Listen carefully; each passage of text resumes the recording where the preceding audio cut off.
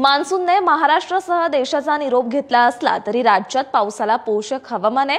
आज 17 ऑक्टोबर रोजी कोकण, मध्य महाराष्ट्र आणि मराठवाड्यात विजांसह पावसाची शक्यता आहे। उर्वरित राज्यात उन्हाचा चटका कायम राहण्याचा अंदाज हवामान विभागाने वर्तवलाय। आग्नेय अरबी समुद्रात लक्षद्वीप बेटांजवळ समुद्र सपाटीपासून 5.8 किलोमीटर उंचीवर चक्राकार वारे वाहत असून या वाऱ्यांच्या प्रभावामुळे लक्षद्वीप, केरळ, दक्षिण कर्नाटकच्या किनाऱ्यालगत शनिवारपर्यंत म्हणजेच 18 ऑक्टोबर पर्यंत कमी दाबाचं क्षेत्र तयार होण्याचा अंदाज आहे। यातच पुढील आठवड्यात बंगालच्या उपसागरात नव्याने कमी दाब क्षेत्राची निर्मिती होण्याचे संकेत आहेत। पावसाला पोषक हवामान झाल्याने बुधवारी म्हणजेच 15 ऑक्टोबर रोजी दुपारनंतर कोकण, मध्य महाराष्ट्र, मराठवाड्यात तुरळक ठिकाणी हलक्या ते मध्यम पावसाने हजेरी लावली।